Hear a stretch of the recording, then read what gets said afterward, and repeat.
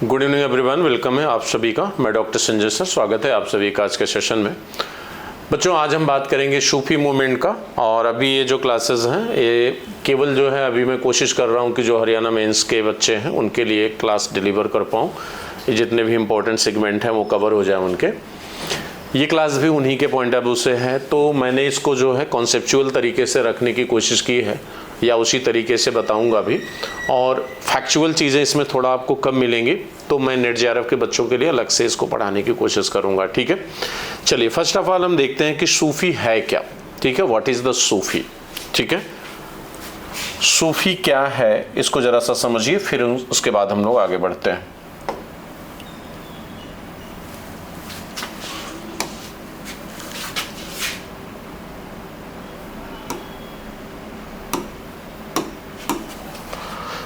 देखिए सूफी क्या है।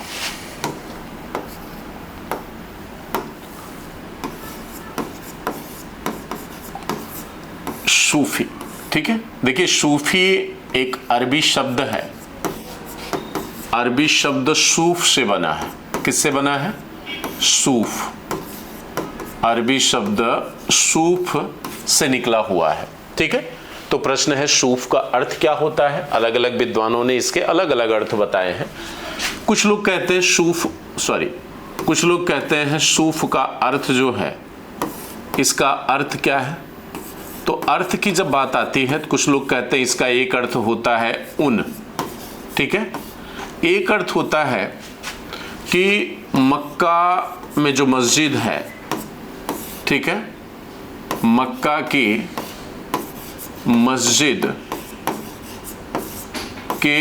मस्जिद के जो चबूतरा था, उस चबूतरे पर बैठने वाले लोगों के लिए यह यूज किया जाता था। ठीक है, वहाँ पर बैठने वाले लोगों के लिए जो वहाँ बैठकर ध्यान लगाते थे, ठीक है, उनके लिए जो है ये शब्द क्या किया जाता था, उपयोग किया जाता था। ठीक है, इस शब्द का प्रयोग जो है उनके लिए किया जाता था। कुछ लोग कहते हैं वहाँ पर जो एक हरित पट्टी थी, ठीक है, यानी बहुत, चूंकि वो तो रेगिस्तान एरिया है, तो एक छोटा सा एरिया है जो वहाँ पर ग्रीनरी थी। ठीक है, कुछ लोग उससे भी जोड़कर इसको देखने की कोशिश करते हैं। ठीक है, लेकिन सच्चाई ये है कि अगर आपको इसका शाब्दिक अर्थ बताना होगा तो आप कहेंगे कि सूफ का अर्थ ऊन होता है, ज़्यादा ऑथेंटिक है। और सूफी का अर्थ हो जाता है कि ऊनी वस्त्र धारण करने वाले मक्का के लोग, यानी सूफी उन्हें कहा जाता था, ऊनी वस्त्र धारण करने वाले, ऊनी वस्त्र धारण करने वाले मक्का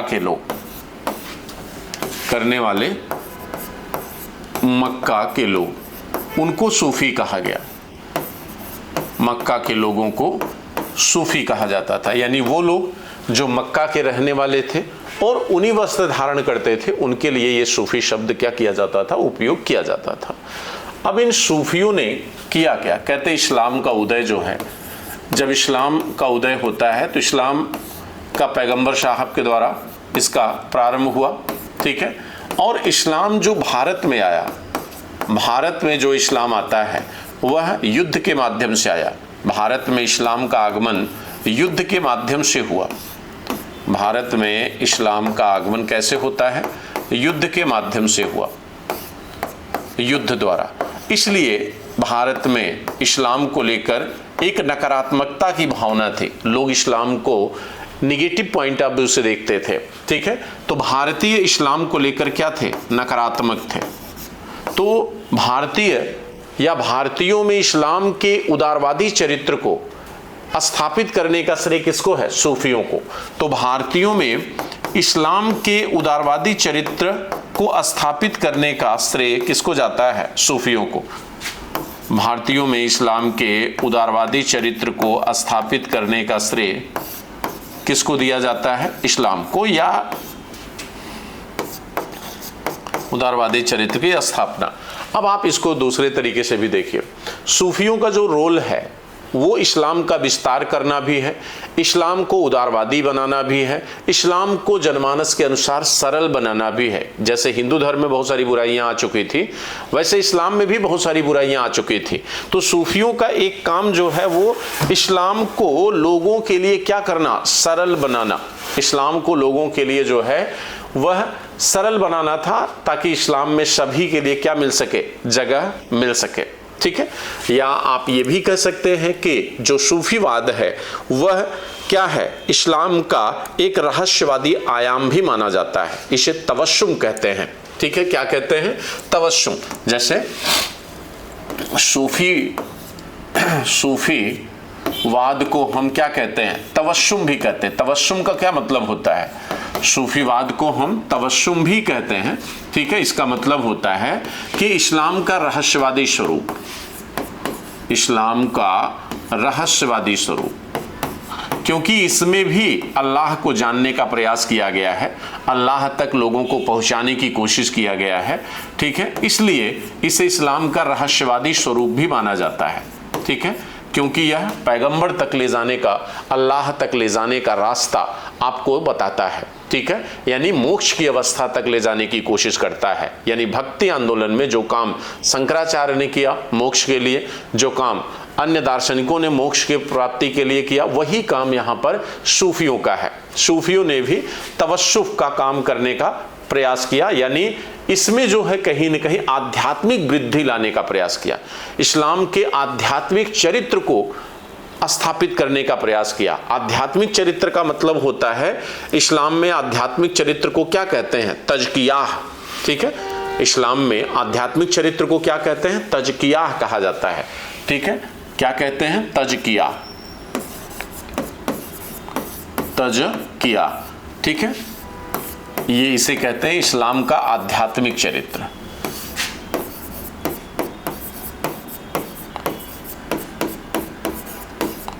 इस्लाम का आध्यात्मिक चरित्र। ठीक है, तो इस्लाम को रहस्यवादी बनाना, इस्लाम को आध्यात्मिक स्वरूप देना, इस्लाम को उदार बनाना,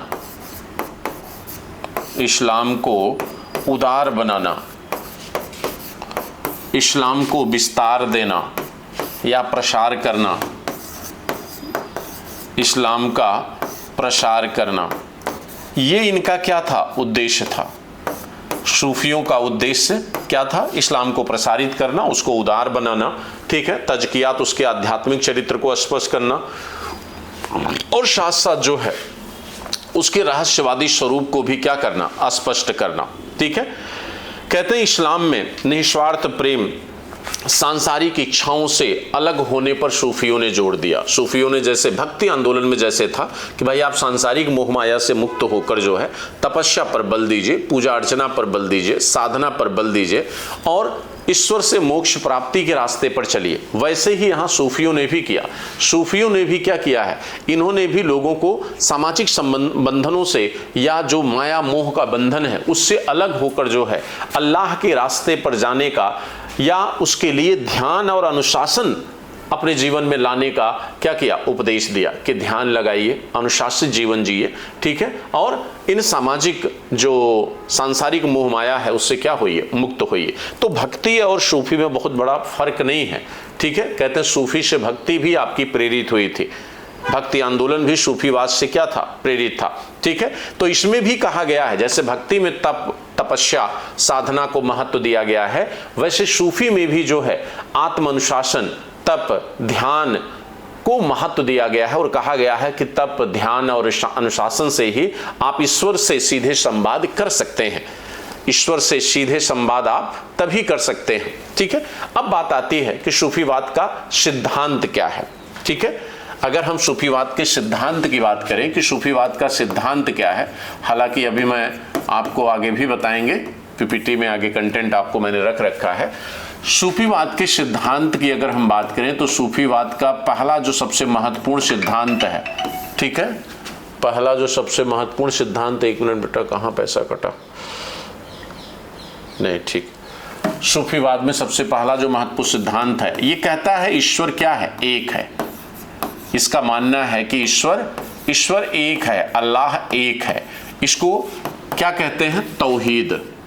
इसे क्या कहा जाता है? तौहीद कहते हैं। ठीक है, ईश्वर एक है का मतलब होता है तौहीद। ठीक है, ईश्वर के एक होने का मतलब होता है तौहीद। ठीक, और दूसरा वहदत उल वजूद। तो वहदत उल वजूद का क्या मतलब होता है? अस्तित्व की एकता। ठीक है, वहदत उल वजूद, इसको साधारण शब्दों में कहें तो सृष्टि की एकता, वहदत उल वजूद, वहदत उल वजूद। तो वहदत उल वजूद का मतलब हुआ सृष्टि की एकता। सृष्टि की एकता का क्या मतलब है? इसका मतलब कि अगर आप सृष्टि को एक मानते हैं तो फिर किसी में ऊंच नीच, भेदभाव, जातिवाद, छुआछूत नहीं होगा। जो भक्ति में आपने पढ़ा सेम चीजें आप यहां भी आप देखेंगे। ठीक है, तो ये सृष्टि की एकता की बात करता है, यानी जाति, नस्ल, संप्रदाय, धर्म, इन सारे विभेदों से उठकर जो है यूनिटी की बात करता है, एकता की बात करता है, वहदतुल वजूद की बात करता है सूफी।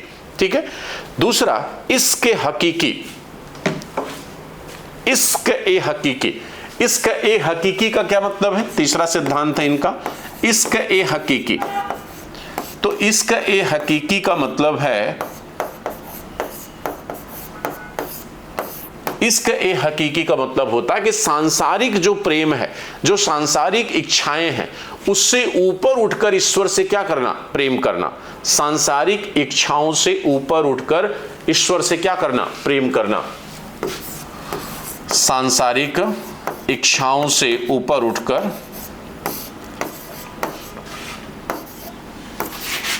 सांसारिक इच्छाओं से ऊपर उठकर ईश्वर से क्या करना? प्रेम करना। ये तो हमने आपको बताया सूफी का अर्थ और सूफी सिद्धांत। ठीक है, अब हम आपको सूफी की शिक्षाएं, ठीक है, सूफी में जो नवाचार है, जो उसकी जो विशेषताएं हैं, सूफी का विकास, उन सभी चीज़ों की हम बात करेंगे। सूफी में कुछ टर्मिनोलॉजी आएगी और सूफी में कुछ संप्रदाय भी आएंगे। जैसे अलग अलग संप्रदाय हैं, तो अलग अलग संप्रदाय का क्या मतलब है? अलग अलग संप्रदायों का तात्पर्य सिर्फ इस बात से है कि सभी अल्लाह तक ले जाना चाहते हैं, लेकिन सबके रास्ते अलग हैं।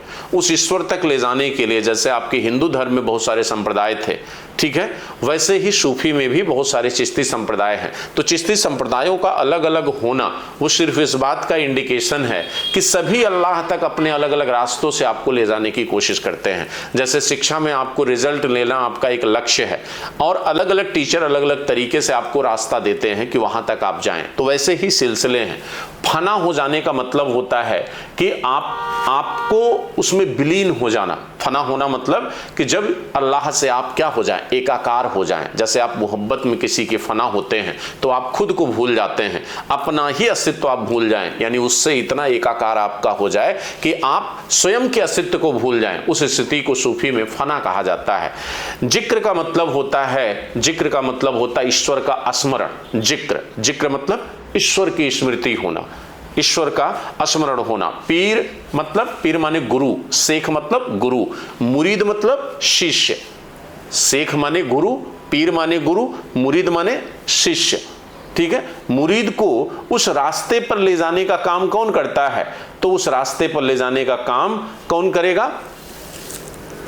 वो आपका पीर, आपका गुरु करेगा।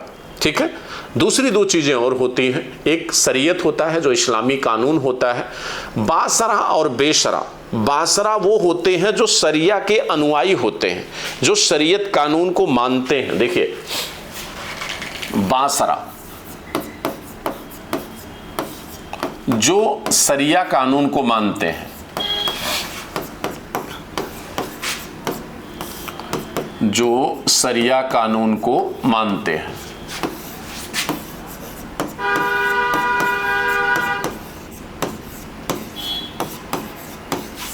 जो शरिया कानून को मानते हैं। और बेशरा, बेशरा जो शरिया कानून को नहीं मानते,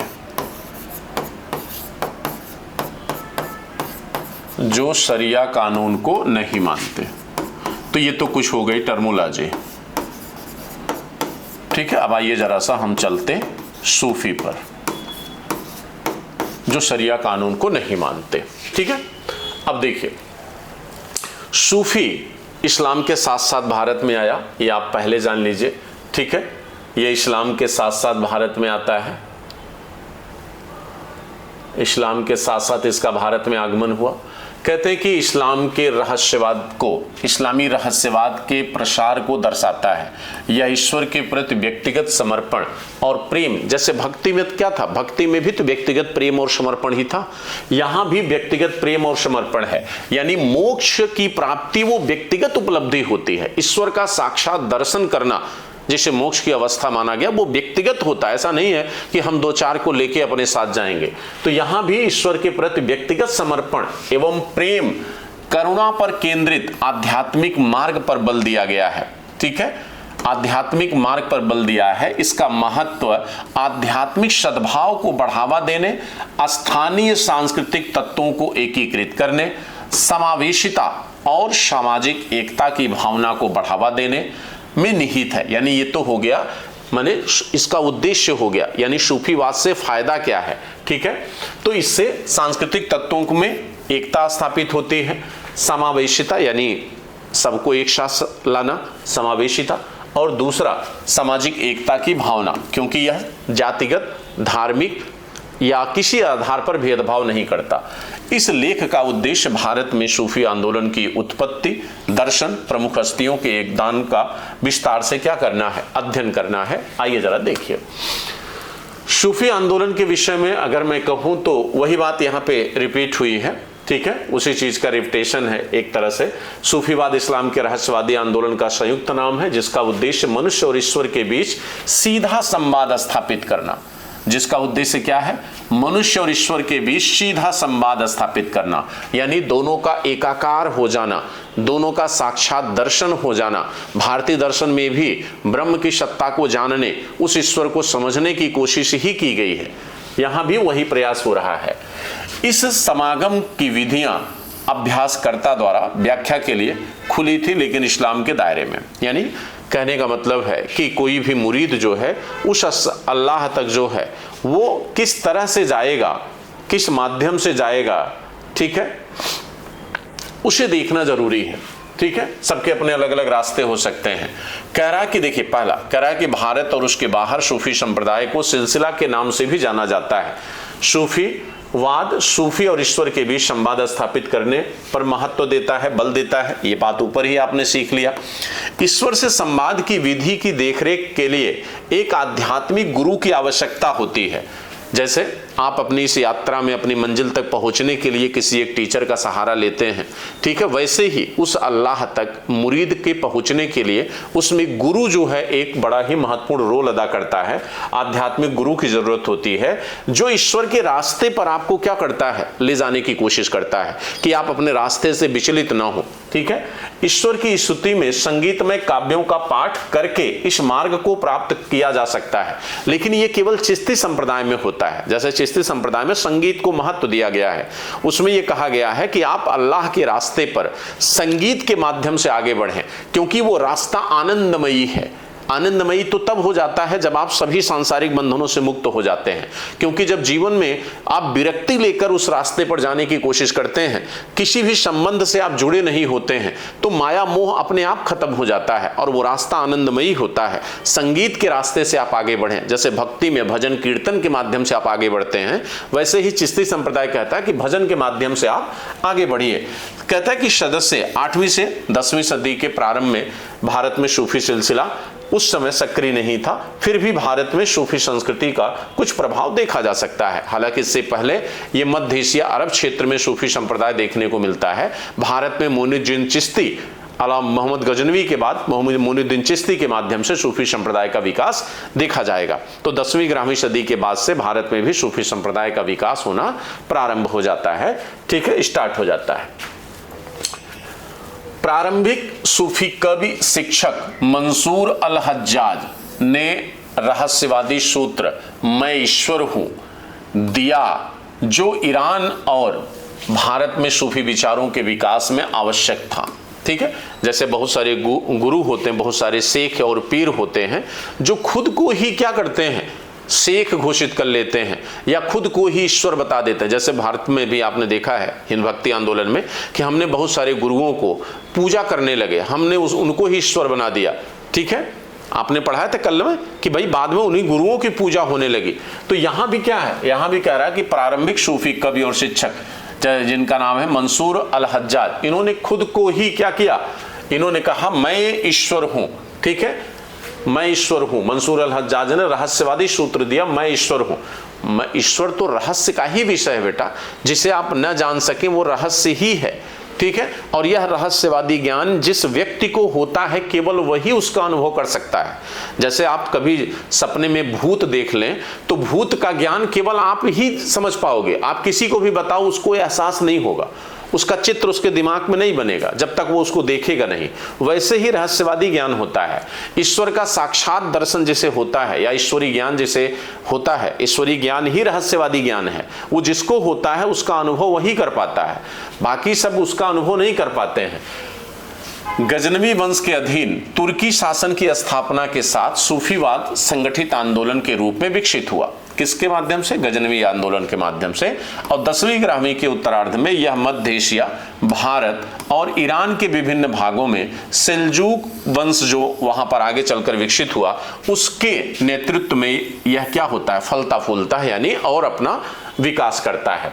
ठीक है, और सूफी आंदोलन ने 8वीं से 12वीं शताब्दी ईस्वी तक मध्य एशिया, ईरान में प्रमुखता हासिल की। हालांकि भारत में इसका विस्तार 13वीं शताब्दी के बाद मोइनुद्दीन चिश्ती जैसे महान सूफियों के आगमन के साथ प्रारंभ होता है। तो भारत में इनका जो आगमन है, ठीक है, मोइनुद्दीन चिश्ती से क्या होता है, प्रारंभ होता है। ठीक है, मोइनुद्दीन चिश्ती से ये क्या होता है, शुरू होता है, प्रारंभ होता है।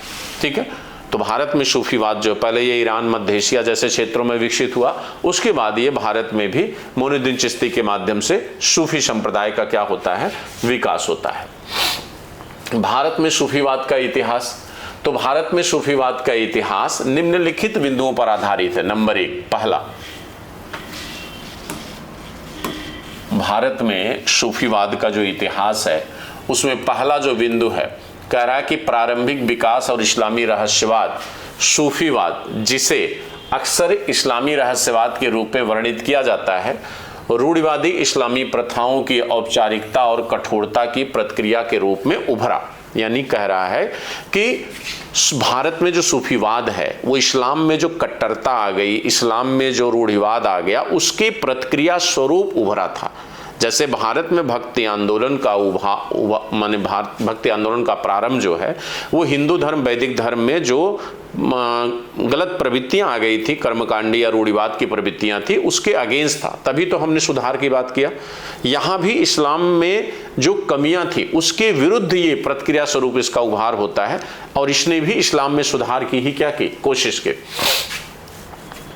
जिसे अक्सर कहते हैं, इसका विकास मध्य पूर्व में 8वीं शताब्दी के आसपास हुआ, जिसमें मुख्य धारा में इस्लाम के अधिक विधिवादी और कर्मकांडीय दृष्टिकोण के विपरीत ईश्वर के आंतरिक व्यक्तिगत अनुभव पर ध्यान केंद्रित किया गया। यानी इसका जो विकास है वो प्रतिक्रिया स्वरूप तो शुरू हुआ, लेकिन इसका मूल उद्देश्य क्या था? मूल उद्देश्य था ईश्वर की सत्ता को जानना। जैसे भारत में भी जो दर्शन, जो भक्ति आंदोलन चला, उसमें भी ईश्वर के अस्तित्व को जानने की कोशिश की गई। जैसे शंकराचार्य ने कहा नहीं, ईश्वर क्या है, ब्रह्म है, ब्रह्म के स्वरूप को जानने की उन्होंने कोशिश की। रामानुजाचार्य ने आत्मा और ब्रह्म दोनों को सच माना, जगत को सच माना। मध्वाचार्य ने भी दोनों को सत्य माना। तो वहां भी आत्मा, ब्रह्म के या ईश्वर के स्वरूप और अस्तित्व को जानने का प्रयास किया गया है। यहां सूफीवाद में भी इनका एक ही केंद्र बिंदु है, वो है अल्लाह के आंतरिक और व्यक्तिगत अनुभव पर क्या करना, ध्यान केंद्रित करना। ठीक है, सूफियों ने ईश्वर के साथ अधिक गहन आध्यात्मिक संबंध बनाने की कोशिश की तथा प्रेम, आंतरिक शुद्धि, प्रार्थना, ध्यान, आत्मानुशासन के माध्यम से ईश्वरीय उपस्थिति के अनुभव पर जोर दिया। ठीक है भाई, उद्देश्य एक ही है, ईश्वर का साक्षात दर्शन करना, ईश्वर पे ध्यान अपना केंद्रित करना। ध्यान केंद्रित करने के लिए आपको क्या करना है, आपको अपने आंतरिक मन को शुद्ध बनाना है, प्रार्थना करना है, ध्यान करना है और आत्म अनुशासन करना है, यानी खुद पे नियंत्रण रखना है। आप मंदिर भी जाते हो, भगवान के घर में जाकर भी आपका मन केंद्रित नहीं होता है, मन आपका इधर उधर क्या होता है, विचलित होते रहता है, जो नहीं होना चाहिए, जो नहीं होना चाहिए। अगर आप ईश्वर के रास्ते पर आगे बढ़ना चाहते हैं तो ये चीजें आपके लिए क्या है, बेहद जरूरी है कि आप अपने में संयम रखें और ध्यान, तपस्या, प्रार्थना और आंतरिक शुद्धि पर क्या करें, बल दें। तो ये अनिवार्य चीजें हैं कि आपके अंदर प्रेम हो, आंतरिक शुद्धि हो, प्रार्थना, ध्यान, आत्म अनुशासन, इन्हीं सारी चीजों के माध्यम से आप ईश्वरीय उपस्थिति का अनुभव कर सकते हैं। और जब ये चीजें आपके अंदर आ जाती हैं तो आप स्वयं ईश्वर बन जाते हो। एक अच्छा इंसान ही तो ईश्वर है। एक अच्छे गुणों वाला व्यक्ति जिसके अंदर मानवता हो, कल्याण की भावना हो, मोरालिटी हो, दया हो, वही तो ईश्वर है, वही तो क्या है, ईश्वर है। और इन गुणों से आप खुद ऐसा बन जाते हैं। ठीक है, रूढ़िवादी इस्लाम से भिन्नता, जबकि इस्लाम पारंपरिक रूप से शरिया यानी इस्लामी कानून के पालन पर जोर देता है। ठीक है, लेकिन क्या सूफीवाद भी पूरी तरह से इस्लामी कानून के पालन पर जोर देता है? कह रहा है कि रूढ़िवादी इस्लाम जो है वो एकदम इस्लामी कानूनों जो शरीयत में दी गई हैं, जो शरिया में दिया गया है, उसके कठोर अनुपालन की बात करता है, जैसे औरंगजेब ने किया, जैसे फिरोज शाह तुगलक ने किया। ठीक है, लेकिन सूफीवाद क्या कहता है? सूफीवाद आस्था के गूढ़ और आध्यात्मिक पहलुओं पर ध्यान केंद्रित करके इससे क्या है, अलग है। यह इस्लाम के आध्यात्मिक पहलुओं पर जोर देता है, यह उसके कट्टर अनुपालन पर जोर नहीं देता, यह उसके आध्यात्मिक पहलुओं पर जोर देता है और कहता है कि उसके अनुपालन के लिए सभी क्या है, एक समान है। ये उनमें भेदभाव नहीं करता है, सबको समान अवसर ये देता है, ये सभी को समान अवसर प्रदान करता है। रूढ़िवादी इस्लाम मुख्य रूप से निर्धारित अनुष्ठानों और सामाजिक कानूनों के माध्यम से विश्वास की बाहरी अभिव्यक्ति से संबंधित था। कह रहा है कि यहां पे कह रहा है कि रूढ़िवादी इस्लाम मुख्य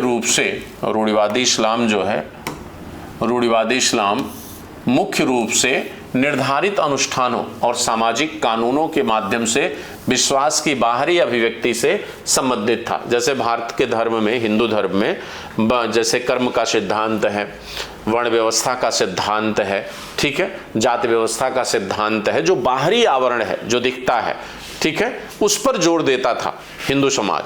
लेकिन भक्ति आंदोलन आपके आंतरिक मन, आपके आध्यात्मिक विचार पर बल देता है, ठीक है, आपके आंतरिक शुद्धिकरण पर बल देता है, आपको एक अच्छा इंसान बनाने पर बल देता है। अच्छा इंसान वह व्यक्ति नहीं होता जो सभी समाज के नियमों का अनुपालन करे। आप वर्ण व्यवस्था को माने, जाति व्यवस्था को माने, सारी चीजों को मानो, उसको मानने से आप अच्छा इंसान नहीं होते जब तक आप विचार के स्तर पर एक अच्छा इंसान नहीं बनते। ठीक है, तो यहाँ पे जो सूफिया भक्ति है वो आपको वैचारिक स्तर पर जो है एक अच्छा इंसान बनाने की कोशिश करती है, इसलिए यहाँ आध्यात्मिक अभिव्यक्तियों पर बल दिया गया है। जबकि सूफीवाद दिव्य सत्य यानी वास्तविक सत्य को जानने पर बल देता है, आत्मा की आंतरिक यात्रा की खोज करने पर बल देता है कि आत्मा का नेचर क्या है, आत्मा का स्वरूप क्या है, उस पर बल देता है, और हकीकत को जानने पर बल देता है। हकीकत क्या है? ब्रह्म, ईश्वर, अल्लाह, वही हकीकत है, वही सत्य है। व्यक्तिगत अनुभव और ईश्वर के साथ प्रत्यक्ष संवाद पर ध्यान केंद्रित करना सूफीवाद को रूढ़िवादी इस्लाम की अधिक संरचित बाह्य प्रथाओं से अलग करता है। ठीक है, यानी सूफीवाद जो है वो कह रहा है कि व्यक्तिगत अनुभव और ईश्वर के साथ प्रत्यक्ष संवाद पर, व्यक्तिगत अनुभव और ईश्वर के साथ प्रत्यक्ष संवाद पर ध्यान केंद्रित करना, प्रत्यक्ष संवाद पर ध्यान केंद्रित करना सूफीवाद को रूढ़िवादी इस्लाम की अधिक संरचित बाह्य प्रथाओं से अलग करता है। बाह्य प्रथाओं से क्या करता है? अलग करता है।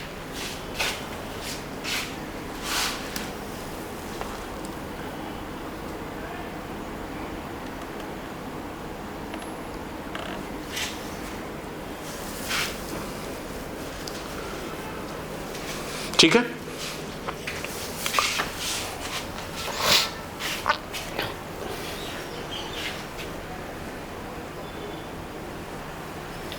भारत में सूफी संतों का आगमन, अब देखिए जरा कि भारत में सूफी संतों का जो आगमन हुआ वो कैसे हुआ। तो 12वीं सदी के दौरान जो है मध्य एशिया और फारस यानी ईरान से सूफी संतों का आगमन के साथ सूफीवाद भारत में क्या हुआ, फैलने लगा। और ये संत मिशनरी थे, जो सूफी संत थे वो संत मिशनरी के रूप में थे, जो व्यापारियों, सैनिकों और इस्लामी शासकों के साथ आए। किसके साथ आए? व्यापारियों के साथ आए, सैनिकों के साथ आए और इस्लामी शासकों के साथ भारत आते हैं। वे अत्यंत आध्यात्मिक व्यक्ति थे, जिन्होंने अनेक रूढ़िवादी इस्लामी विद्वानों के विपरीत प्रेम, शांति, मानवता के सार्वभौमिक भाईचारे पर जोर दिया। जो सूफी थे, ठीक है, वो कट्टरवादी इस्लाम को मानने वाले लोग नहीं थे। वो कैसे थे? वो प्रेम पर जोर देते थे, शांति पर बल देते थे, मानवता पर बल देते थे, सार्वभौमिक भाईचारा। जब आप सार्वभौमिक भाईचारा की बात करेंगे तो उसमें सारे नस्ल, सारे समुदाय, सारी जातियां सभी आ गए, हिंदू, मुस्लिम, सिख, ईसाई, पारसी सभी आ गए। यानी आप ये कहिए कि आप मानवता पर बल देते हैं। सार्वभौमिक भाईचारे का मतलब हुआ कि सबको एक समान मानना, ठीक है, जिसके कारण उनकी शिक्षाएं भारत की विविध आबादी के लिए क्या हुई? आकर्षक बनी। जिसके कारण उनकी शिक्षाएं भारत के सभी के लिए, भाई जब आप सार्वभौमिक भाईचारे पर बल देंगे तभी तो लोग आपको पसंद करेंगे, है कि नहीं? तभी लोग आपका फेवर करेंगे। तो यहां मानवता, शांति और भाईचारे, इन पर बल देने के कारण सूफीवाद की तरफ जो है सभी आकर्षित हुए। हम आज भी गरीब नवाज की मजार पर जाते हैं, हम सैयद सलार मसूद गाजी की दरगाह पर जाते हैं, ठीक है। क्यों जाते हैं? हिंदू मुसलमान सभी जाते हैं, क्योंकि आपने इस्लाम की कट्टरपंथी विचारधाराओं को अपनाने की बात नहीं की, आपने एक सार्वभौमिक भाईचारे की बात की, ठीक है। इसलिए आप देखिए, श्रद्धा के प्रति आकर्षित होकर ही तो आप गरीब नवाज जाते हैं अजमेर मोइनुद्दीन चिश्ती की दरगाह पर। वहां जितना मुसलमान जाता होगा उतना हिंदू भी जाता होगा, उससे कम हिंदू नहीं जाता। भारत में सूफीवाद का दर्शन क्या है? भारत में सूफीवाद का दर्शन जरा देखिए, भारत में सूफीवाद का दर्शन क्या है? तो ईश्वर के प्रति व्यक्तिगत समर्पण और आध्यात्मिक निकटता। ध्यान दीजिएगा, ईश्वर के प्रति व्यक्तिगत समर्पण, ये सामूहिक नहीं होता है, ये व्यक्तिगत होता है। ईश्वर के रास्ते पर अकेले ही चलना पड़ता है। आप ऐसा नहीं कर सकते कि आप भी जाओ और अपने परिवार के लोगों को भी लेकर जाओ, नहीं, पॉसिबल ही नहीं। ये एक ऐसा रास्ता है जिस पर आपको खुद चलना होता है। अपनी ही तपस्या, अपने ही अनुशासन, अपने ही आत्मसंयम से आप उस रास्ते पर आगे बढ़ सकते हो, उसके साथ आप किसी और को नहीं ले जा सकते। आध्यात्मिक निकटता, सूफीवाद का मूल ईश्वर के साथ व्यक्तिगत और घनिष्ठ संबंध विकसित करना है, ठीक है। मूल उद्देश्य क्या है? ईश्वर के साथ व्यक्तिगत घनिष्ठ संबंध स्थापित करना है। सूफी इस बात पर जोर देते हैं कि सच्ची आध्यात्मिकता भीतर से आती है, ठीक। जब आप अपने को आत्मसंयम करते हो, आत्मसंयमित करते हो, ठीक है, तो सच्ची आध्यात्मिकता वो आपके अंदर से विकसित होती है। ईश्वर के प्रति गहरी भक्ति, प्रेम और समर्पण की भावना के माध्यम से अंतिम लक्ष्य रोजमर्रा के जीवन में ईश्वर की उपस्थिति का अनुभव करना, धर्म के बाहरी पहलुओं से ऊपर उठकर आंतरिक पवित्रता और प्रेम पर ध्यान क्या करना? केंद्रित करना। यही इनका क्या है? उद्देश्य है, यही इनका दर्शन है, यही सूफी का पूरा मूल है, यही इनका पूरी फिलॉसफी है। सूफियों की या सूफीवाद की पूरी यही फिलॉसफी है, ठीक है। जैसे यहां पे कह रहा है कि रोजमर्रा के जीवन में ईश्वर की उपस्थिति का अनुभव करना, यानी कहने का मतलब है कि आप अगर अपने व्यवहारिक जीवन में भी जी रहे हैं तो सामने वाला अगर कोई व्यक्ति है तो उसको भी ईश्वर मानकर उसके साथ उस तरह का व्यवहार करिए। जैसे शंकराचार्य कहते हैं, हम ब्रह्मास्मि, ब्रह्म सत्यम जगत मिथ्या, ब्रह्मो जीवो नापरः, यानी सब जगह ब्रह्म ही है। तुम भी ब्रह्म हो, मैं भी ब्रह्म हूं, आप भी ब्रह्म हैं। जब सबके अंदर ब्रह्म है तो सब क्या हुए? एक समान हुए ना। और जब सब ब्रह्म है तो जातिवाद, नस्लवाद, धर्म के आधार पर जो भी अंतर है वो सब क्या हो गया? खत्म हो गया। जब सब भी ब्रह्म है, ये सार्वभौमिक एकाकार है। तो ऐसा ही सूफीवाद भी कहता है कि अगर सामने वाला है तो सामने वाले को भी आप अल्लाह का रूप मानकर उसके साथ समान व्यवहार करिए। आप उसके साथ ऊंच नीच का भेदभाव या उसके साथ किसी भी तरह का कटु व्यवहार ना करें। फना और बका की अवधारणा ये क्या होती है? फना और बका क्या होता है? कहते सूफी दर्शन में फना का मतलब होता आत्मविनाश, यानी जब अपना ही अस्तित्व आप भूल जाएं। मैंने एग्जाम्पल दिया था ना, जैसे आप किसी के प्रेम में होते हैं तो प्रेम में क्या हो, मेल या फीमेल दोनों के लिए प्रेम तो प्रेम है। आप जब किसी से बहुत गहरा प्रेम करते हैं तो आप अपना ही अस्तित्व भूल जाते हैं, हमेशा वही आपके दिमाग पे होती है या होता है, ठीक है। उस अवस्था को फना कहा जाता है।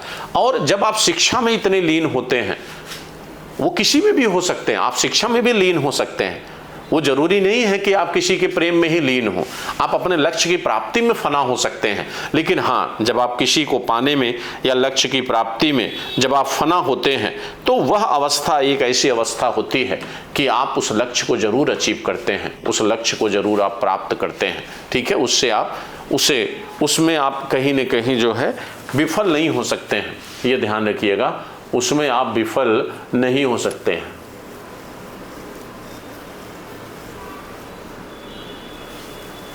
उसमें आप विफल नहीं हो सकते हैं।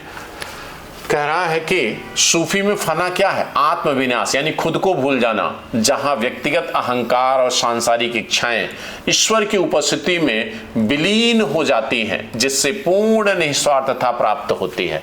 यानी व्यक्ति अपने अहंकार, अपनी सारी चीजों को भूल जाता है, ठीक है, और ईश्वर में विलीन हो जाता है। तो फना का मतलब होना कि ईश्वर से एकाकार हो जाना, ठीक है, उसमें क्या हो जाना, पूरी तरह अपने को समर्पित कर देना, ठीक है। एक बार यह अवस्था प्राप्त हो जाने पर सूफी बका मतलब होता है ईश्वर के शाश्वत अस्तित्व की ओर बढ़ते हैं। बका का मतलब होता है ईश्वर के शाश्वत अस्तित्व की तरफ बढ़ते हैं, जहां वे ईश्वर के साथ सामंजस्यपूर्ण रूप से विद्यमान रहते हैं। आत्मा के अलगाव से लेकर ईश्वर के साथ एकता तक की यह यात्रा सूफी की आध्यात्मिक मार्ग है। यही सूफियों का आध्यात्मिक मार्ग है।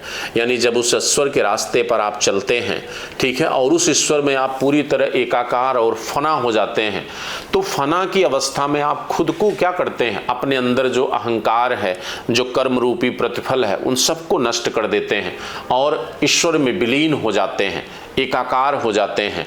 और उससे जब आगे बढ़ते हैं तो कह रहा अगली अवस्था बका की अवस्था होती है, यानी ईश्वर में शाश्वत अस्तित्व, ईश्वर में शाश्वत अस्तित्व यानी ईश्वर का साक्षात होना, ठीक है, और ईश्वरीय गुण आपके अंदर खुद ही आ जाता है, आप खुद ईश्वर की अवस्था में आ जाते हो, ठीक है। उस अवस्था को यहाँ पे बका कहा गया है। जिक्र का क्या मतलब होता है? जिक्र मैंने बताया, ईश्वर का स्मरण करना। जिक्र का मतलब होता है ईश्वर का स्मरण। ध्यान और तप साधना, देखिए ध्यान और तप साधना, सूफी जिक्र का अभ्यास करते हैं, यानी बार बार ईश्वर का स्मरण करना, ठीक है, यही तो अभ्यास है, बार बार ईश्वर का स्मरण करना, जो ईश्वर के स्मरण का एक रूप है। इस अभ्यास में अक्सर ईश्वर के नामों और वाक्यांशों का जप किया जाता है। मन और हृदय को ईश्वर पर केंद्रित करना शामिल होता है, जैसे हम पूजा के माध्यम से, कीर्तन के माध्यम से, और तमाम ऐसे हमारे दोहे कविताएं हैं जिनके माध्यम से, जैसे हनुमान चालीसा में हम बार बार हनुमान का स्मरण करते हैं, उसको पढ़ते हैं, ठीक है, वही चीज यहाँ पर है। ध्यान और तप के साथ संयुक्त यह अभ्यास आत्मा को शुद्ध करने और आंतरिक जागरूकता विकसित करने में मदद करता है। सूफी लोग अक्सर भौतिक सुखों का त्याग कर देते हैं तथा ध्यान भटकाने वाली चीजों को दूर करने और अपने आध्यात्मिक पथ पर ध्यान केंद्रित करने के लिए सादा जीवन जीते हैं, ठीक है। जैसे हिंदू धर्म में सन्यासी है, जब आप चीज़ों से मोह मुक्त होते हैं, लग्जरियस लाइफ से अलग हो जाते हैं, तो उस रास्ते पर जाना आपके लिए आसान हो जाता है। भाई मेरे पास ये मोबाइल है, अगर ये ना हो तो इसके प्रति कोई मोह नहीं है कि हाँ पैसा लगाया, पैसा लगा के खरीदा हूँ, अगर गिर जाएगी तो इसके प्रति एक मोह माया है ना, तकलीफ होगी, दर्द होगा। अगर ये हो ही ना तो फिर मैं दर्द कैसा? अगर ये मेरे पास ना हो तो ये है तब तो दर्द है, तब तो सुख या दुख का अनुभव है। अगर ये है होगी ना, अगर कोई किसी वस्तु से कोई आकर्षण ना हो, संसार के किसी व्यक्ति से, जैसे सांसारिक संबंधों से अगर हम मुक्त हो तो हमें दुख और सुख का अनुभव नहीं होगा, और उस रास्ते पर आप आसानी से क्या होंगे, चल पाएंगे, ठीक है। सार्वभौमिक प्रेम, देखिए, करा कि सार्वभौमिक प्रेम और समस्त सृष्टि की एकता। सार्वभौमिक प्रेम की जब मैं बात करता हूं ना, तो सार्वभौमिक प्रेम का मतलब हुआ सबसे प्रेम और समस्त सृष्टि की एकता। अब जब समस्त सृष्टि की एकता की बात कर रहे हो तो इसका मतलब कि उसमें सब आ गए, मनुष्य, जानवर, पशु पक्षी सब आ गए, सबके प्रति आपको प्रेम दिखाना है।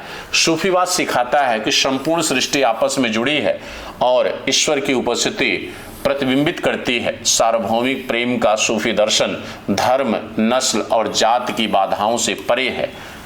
अगर आप सूफीवाद और भक्तिवाद को स्थापित कर दें आज के हिंदुस्तान में, तो शायद हिंदुस्तान की बहुत सारी समस्या अपने आप खत्म हो जाएगी। हिंदुस्तान की राजनीति बदल जाएगी, जो धर्म और उस पे जात के आधार पर चलती है। जो जातिगत आधार पर भेदभाव है वो खत्म हो जाएगा, रिजर्वेशन खत्म हो जाएगा, बहुत सारी चीजें, नस्लवाद खत्म हो जाएगा, जो हिंदू मुसलमान चल रहा सब खत्म हो जाएगा। लेकिन ये संभव नहीं है, ठीक है, क्योंकि आज भौतिकतावाद आपके सर पे नाच रहा है। प्रेम वह सबसे शक्तिशाली शक्ति है, सबसे शक्तिशाली शक्ति है प्रेम। गांधी ने इसको फॉलो किया था। किसी के प्रति आप इसको दिखाइए, हमेशा आपको इसके बदले यही आपको मिलेगा, ठीक है। प्रेम वह सबसे शक्तिशाली शक्ति है जो सभी प्राणियों को ईश्वर और एक दूसरे से जोड़ती है। यह समावेशी विश्व दृष्टि, करुणा, सहिष्णुता और इस विचार को बढ़ावा देती है कि समस्त सृष्टि ईश्वर की अभिव्यक्ति है। जो भी इस जगत में है वो सब ईश्वर की देन है। तो अंतर कैसा? जब सब ईश्वर से उत्पन्न है तो फिर फर्क और अंतर कैसा? कैसे फर्क करते हो आप? जब हम सब ईश्वर की संतान हैं तो हम ब्राह्मण, क्षत्रिय, वैश्य, शूद्र कैसे? या हम आज अलग अलग जातियों, नस्लों में बटे हैं। जब हम सब ईश्वर की संतान हैं तो हम अलग कैसे हैं? हम सब ईश्वर की अभिव्यक्ति हैं, ठीक है। तो यहां समावेशी विश्व दृष्टि, यानी जो आज विश्व में युद्ध चल रहे हैं वो भी खत्म हो जाएगा अगर हम इस संकल्पना को मान लें। सहिष्णुता और इस विचार को बढ़ावा देती है। समस्त सृष्टि ईश्वर की क्या है? अभिव्यक्ति है। अब देखिए, भारत में सूफी संप्रदाय कौन कौन से थे? तो यहाँ मेंस के पॉइंट ऑफ व्यू से तो मैं बता दिया हूं, पीटी के पॉइंट ऑफ व्यू से मैं अलग से पढ़ाऊंगा। निर्जरा के बच्चों को मैंने पहले बता दिया। चिश्ती संप्रदाय भारत में विकसित होने वाला पहला संप्रदाय था जो 12वीं सदी के बाद मोइनुद्दीन चिश्ती के द्वारा भारत में क्या हुआ? स्थापित हुआ। किसके द्वारा? मोइनुद्दीन चिश्ती के द्वारा यह भारत में स्थापित किया गया। और यह चिश्ती संप्रदाय प्रेम, सहिष्णुता, मानवता की सेवा पर बल देता है।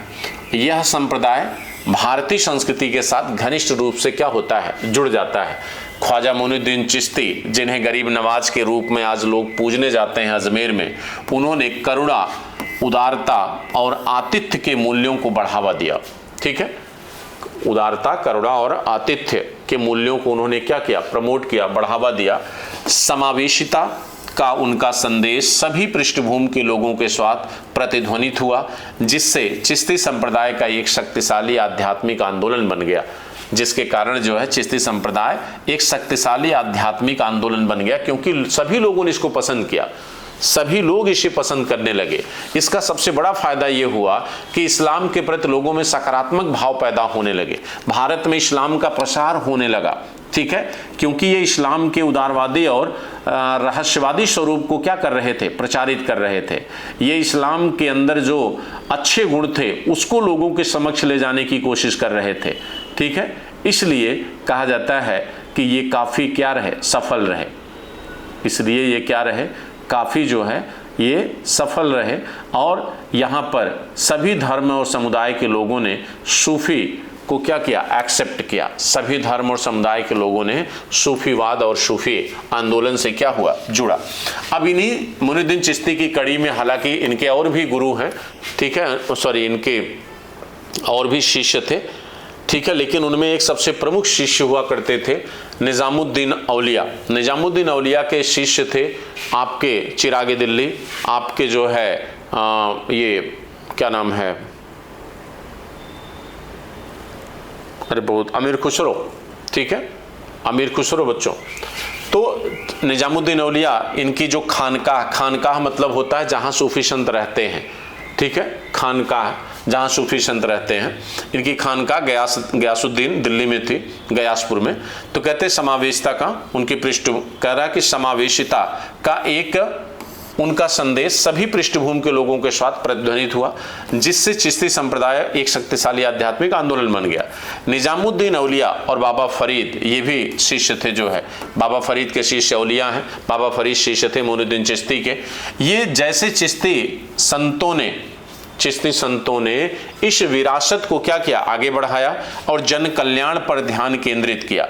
जरूरतों को भोजन उपलब्ध कराया गया और यह शिक्षा दी गई कि ईश्वर के प्रति प्रेम सभी मनुष्यों के प्रति प्रेम के माध्यम से प्राप्त किया जा सकता है। कह रहा है कि ईश्वर के प्रति प्रेम सभी मनुष्यों के प्रति प्रेम के माध्यम से प्राप्त किया जा सकता है। यानी अगर ईश्वर का प्रेम चाहते हो तो उस ईश्वर के द्वारा बनाए गए लोगों से प्रेम करो। तो जब लोगों से प्रेम करोगे तो समरसता, सामाजिकता का विकास होगा। ठीक है, ये वही निजामुद्दीन औलिया हैं। अच्छा, चिश्ती संप्रदाय ने कभी राजनैतिक अस्तित्व को स्वीकार नहीं किया, कभी राजनैतिक घराने में अपना संरक्षण नहीं लिया। जैसे अलाउद्दीन खिलजी ने औलिया को कई बार बुलाया, लेकिन औलिया नहीं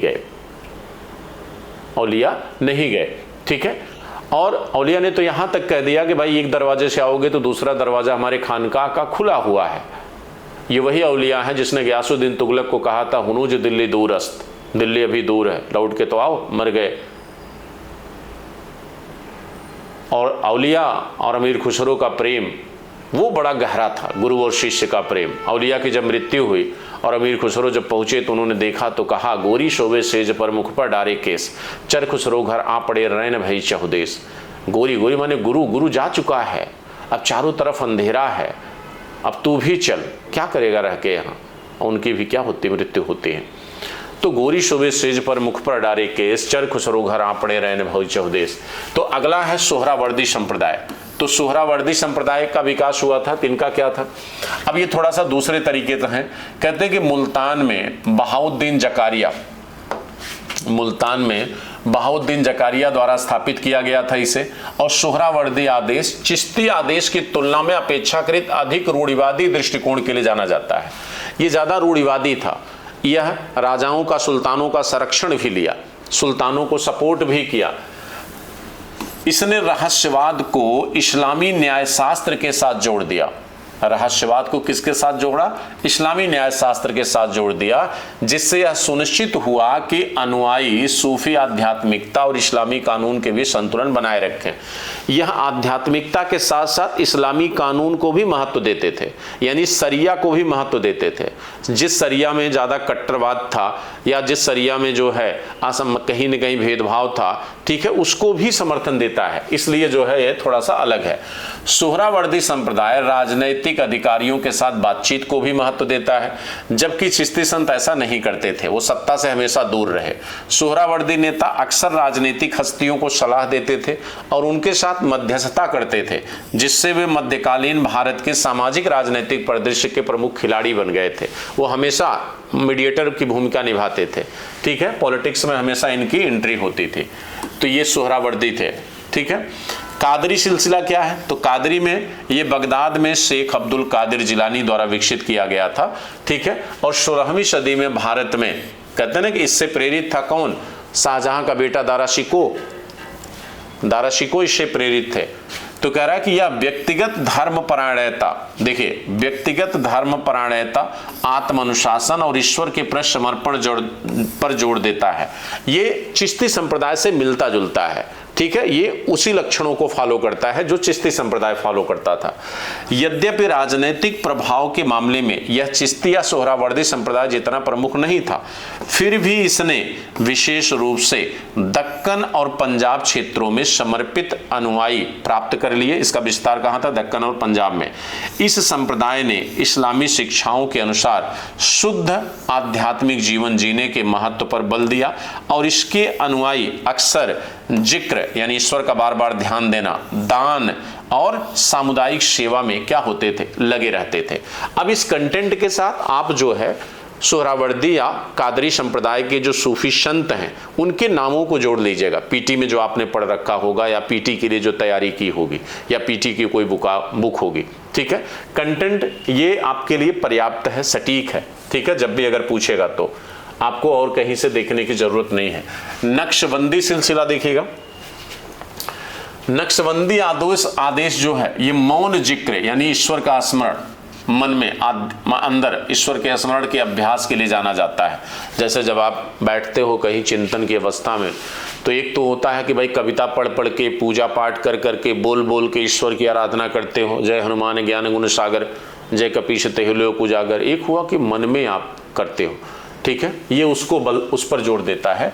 जो अन्य सूफी आदेशों द्वारा उपयोग किए जाने वाले जिक्र की मुखर रूपों के विपरीत है, बाकियों से क्या है, अलग है। ख्वाजा मोइनुद्दीन नक्शबंद द्वारा भारत में इसे लाया गया और मुगल काल में विशेष रूप से शेख अहमद सरहिंदी के नेतृत्व में प्रभावशाली हो गया। ये वही शेख अहमद सरहिंदी हैं जिन्हें जहांगीर ने क्या किया था, गिरफ्तार किया था, ठीक है। इनको जहांगीर के द्वारा क्या किया गया था, गिरफ्तार किया गया था शेख अहमद सरहिंदी को, ठीक है। इनको गिरफ्तार किया गया था। सरहिंदी ने रूढ़िवादी सुन्नी इस्लाम को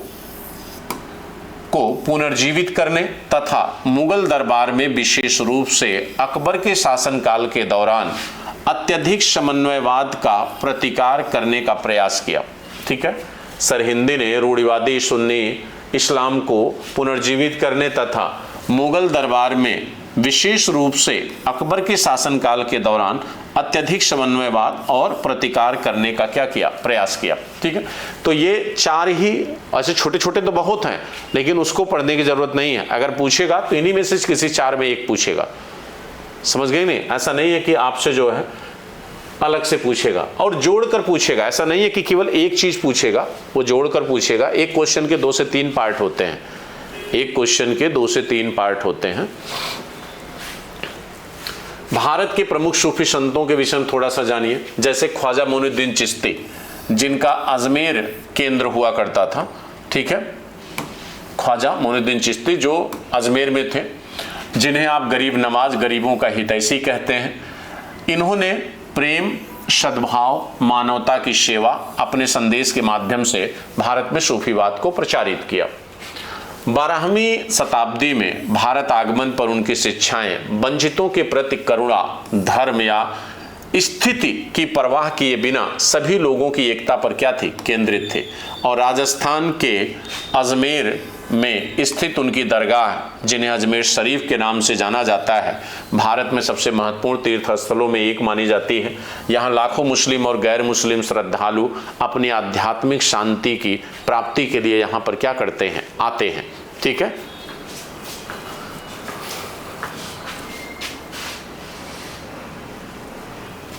क्या करते हैं, आते हैं। इन्हीं के अगले उत्तराधिकारी निजामुद्दीन औलिया थे, जो दिल्ली में थे। औलिया चिश्ती संप्रदाय के सबसे प्रसिद्ध और लोकप्रिय संतों में से एक थे। उन्हें सहिष्णुता, दान और सामाजिक कल्याण, उन्होंने किन चीजों पर जोर दिया, सहिष्णुता, दान की भावना और सामाजिक कल्याण की भावना, इस पर उन्होंने क्या किया, जोर दिया, ठीक है। उनकी आध्यात्मिक शिक्षाएं ईश्वर के प्रति प्रेम के महत्व पर केंद्रित थी, जो जाति, पंथ और धन के भेदभाव से ऊपर उठकर समस्त मानवता के प्रति प्रेम और अध्यात्म की बात करते हैं, ठीक है। दिल्ली में उनकी कब्र के चारों ओर बनी हुई निजामुद्दीन दरगाह एक महत्वपूर्ण सांस्कृतिक विरासत है, आध्यात्मिकता का केंद्र है वो, और आज भी यह कव्वाली प्रदर्शन के एक केंद्र के रूप में उपयोग की जाती है, जो निजामुद्दीन औलिया की दरगाह है। और विविध पृष्ठभूमि से भक्तों को यहाँ पर आकर्षित करते, बहुत सारे लोग यहाँ पर आते हैं, अलग अलग धर्मों के, समावेशिता और करुणा की विरासत के रूप में यहाँ पर लोग अपना मत्था टेकते हैं। बाबा फरीद जो पंजाब में थे, बाबा फरीद जिन्हें फरीदुद्दीन गजे शंकर के नाम से भी जाना जाता है, पाटन इनकी है, पाटन में इनकी खानकाह थी वहां पर। ये उत्तरी भारत में विशेष रूप से पंजाब क्षेत्र में चिश्ती संप्रदाय को फैलाने में अपना योगदान देते हैं, ठीक है। और उनकी शिक्षाएं क्या थी बाबा फरीद की, तो विनम्रता, ईश्वर के प्रति समर्पण पर आधारित थी, स्थानीय लोगों में काफी लोकप्रिय थे और उस क्षेत्र में चिश्ती सूफी परंपरा की स्थापना में इनकी महत्वपूर्ण क्या थी, भूमिका थी। बाबा फरीद की कविताएं और उनके भजन जिनमें से कुछ गुरु ग्रंथ साहब में अंकित की गई हैं, एक तो रामानंद की और दूसरी इनकी गुरु ग्रंथ साहब में शामिल की गई हैं, सादगी, भक्ति और आध्यात्मिक समर्पण पर उनके जोर को दर्शाती हैं। इन्होंने भी सादगी और भक्ति और आध्यात्मिक समर्पण पर जोर दिया। हिंदू धर्म, सिख धर्म और इस्लाम धर्म के बीच जो एक अंतर था, जो बहुत बड़ा गैप था, उसको इन्होंने कम करने का क्या किया, प्रयास किया। ठीक है, उसको बड़े हद तक इन्होंने बच्चों क्या किया, कम कर दिया। उसको जो है इन्होंने बड़े हद तक क्या किया, कम कर दिया।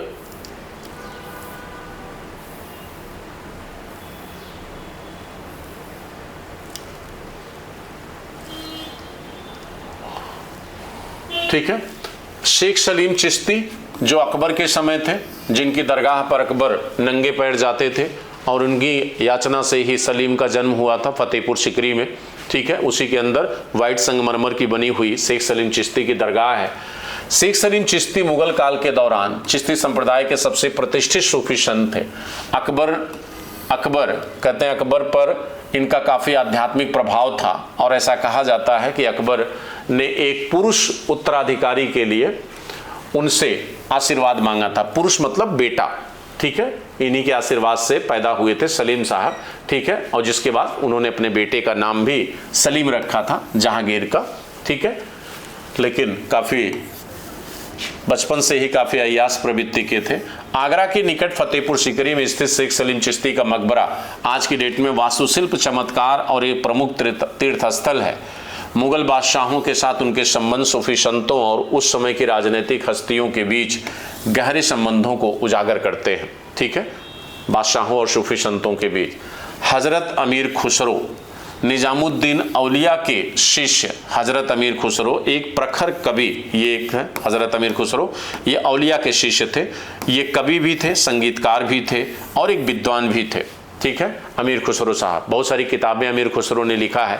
खड़ी बोली का विकास, अमीर खुसरो खड़ी बोली के विकास में, खड़ी बोली हो गई, उर्दू हो गया, सितार हो गया, इनके विकास में भी अमीर खुसरो का काफ़ी योगदान रहा है।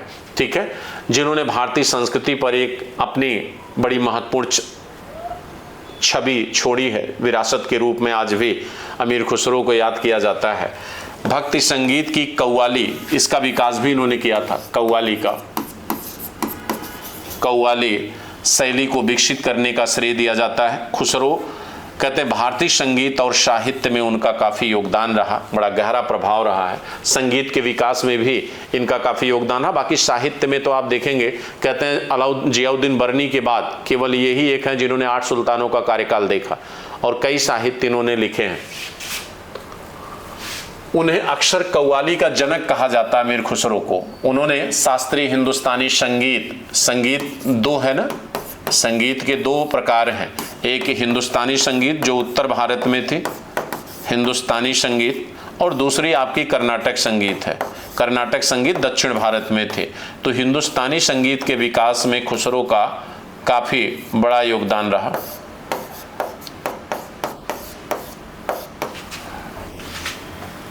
एक कवि के रूप में खुसरो का कार्य विशेष रूप से उनकी रचनाओं में फारसी, उर्दू और हिंदी, इन तीनों का प्रयोग दिखाई देता है। भारतीय और देखो उर्दू का विकास में हिंदी का भी एक बड़ा रोल है। ठीक है, बाद में उर्दू को मुसलमानों ने अपनी भाषा बना लिया, वो अलग है।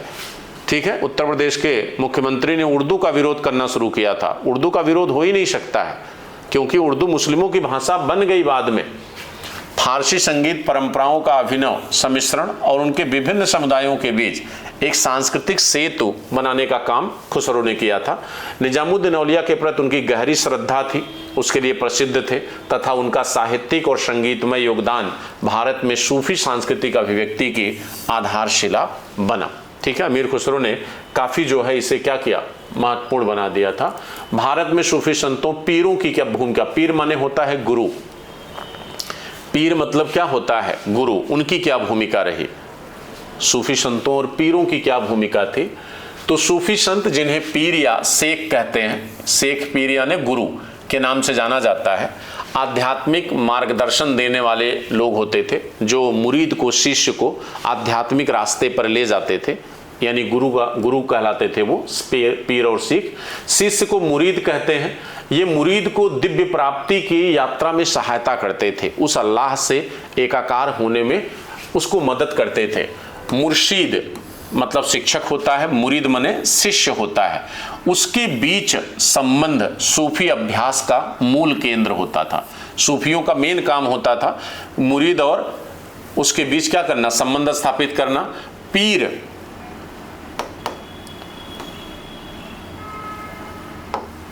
कह रहा कि पीर यानी गुरु शिष्यों को आध्यात्मिक विकास और समझ प्राप्त करने में मदद करता था, उसके लिए ज्ञान, शिक्षा और मार्गदर्शन प्रदान करता था मुरीद को, शिष्य को। अक्सर उन्हें सूफी अभ्यास और अनुभव चरणों से गुजारता था। ठीक है। दरगाहें क्या होती हैं? सूफी संतों की कब्रों पर निर्मित तीर्थस्थल को दरगाह कहते हैं। आध्यात्मिक केंद्र होने के साथ साथ यह सामाजिक और सांस्कृतिक संपर्क का केंद्र भी है, क्योंकि दरगाह पर केवल मुसलमान ही नहीं आते, अन्य धर्मों के लोग भी आते हैं, तो विभिन्न संस्कृतियों के बीच एकता स्थापित करने का केंद्र भी होता है। वे सभी धर्मों और सामाजिक पृष्ठभूमियों के अनुयायियों को आकर्षित करते हैं तथा एक ऐसा स्थान प्रदान करते हैं जहां लोग प्रार्थना, ध्यान, संगीत और दान के लिए एक साथ आ सकते हैं। बहुत अच्छी बात है, एकदम सही बात है कि भाई वो एक स्थान होता जहां आप आते हैं एक दूसरे के प्रति प्रेम दिखाने के लिए, दान दक्षिणा देने के लिए, कल्याण की भावना का प्रदर्शन करने के लिए। दरगाहें जो है सामूहिक सहायता का केंद्र भी होती हैं, जहां गरीब और जरूरतमंद लोग आपस में मिलते हैं। इन दरगाहों का समावेश और एकता का माहौल उन्हें भारत में महत्वपूर्ण आध्यात्मिक और सामाजिक संस्थान के रूप में क्या करता है, मान्यता प्रदान करता है। ठीक है। अब यहां पर आप देखिए कि भारत में जो सूफीवाद है उसका सामाजिक धार्मिक योगदान क्या है, तो वही पढ़ रहे थे, वही बातें बार बार रिपीट हो रही, बस दूसरे उसमें। तो क्या योगदान रहा? जैसे अंतर धार्मिक सद्भाव स्थापित किया सूफीवाद ने, भाई कई धर्मों के बीच एक सामंजस्य स्थापित किया सूफीवाद ने। तो भारत में सूफी आंदोलन का सबसे महत्वपूर्ण योगदान धार्मिक समुदायों, विशेष रूप से हिंदुओं और मुसलमानों के बीच सांप्रदायिक सद्भाव को बढ़ावा देना था। इसे आप प्रभाव भी कर सकते हैं या योगदान भी कर सकते हैं, नंबर 1। दूसरा, सूफी संतों ने समावेशी आध्यात्मिक प्रथाओं पर जोर दिया, जिससे धार्मिक विभाजन में कमी आती है। लोग उससे ऊपर उठकर प्रेम और ईश्वर के प्रति समर्पण और मानवता की सेवा जैसे सार्वभौमिक मूल्यों को क्या करते हैं, स्वीकार करते हैं। लोगों के अंदर एक तरह से मानवता का विकास होता है, इससे हिंसा में कमी आई होगी। उनकी एकता का संदेश विभिन्न पृष्ठभूमियों के अनुयायियों के बीच गूंज उठा। ठीक है। और जिससे आराधना, संवाद के लिए एक साझा स्थान का क्या होता है, निर्माण होता है। भाई आज हम अपने धर्म को ध्यान में न रखते हुए हम उनके धार्मिक स्थलों पर इकट्ठा होते हैं और वो हमारे पर इकट्ठा होते हैं।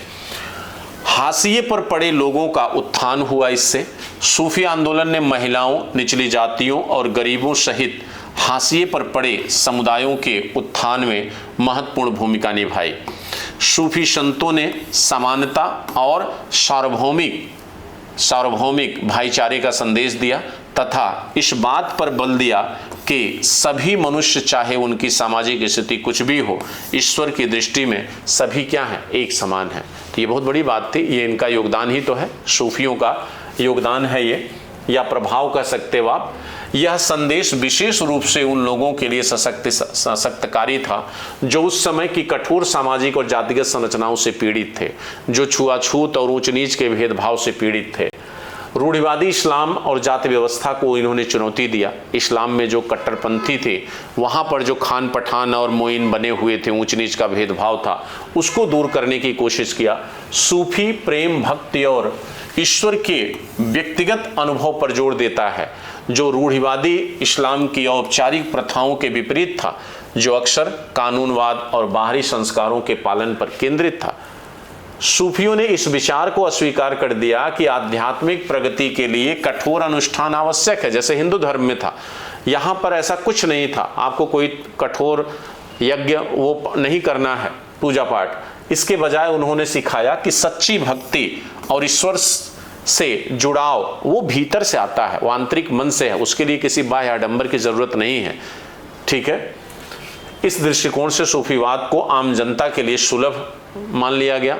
भाई जब कुछ खर्च नहीं करना है उसे एक्सेप्ट करने के लिए तो कोई भी कर सकता है, आंतरिक मन से ही जब मानना है तो कोई भी मान सकता है, जिसमें रूढ़िवादी धार्मिक प्रथाओं से वंचित लोग भी क्या हुए, शामिल हुए।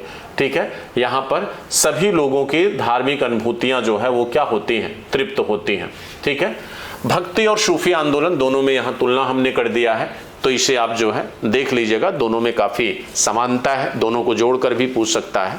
ठीक है, तो ये हमने सूफीवाद को आपको डिस्कस कर दिया है। तो सूफीवाद की क्लास भी रिकॉर्ड मैंने आज किया है, कल आपको डिलीवर हो जाएगी, इसका कंटेंट मैं आपको ग्रुप में भेज दूंगा। ठीक है, थैंक यू, धन्यवाद आज के लिए, थैंक यू।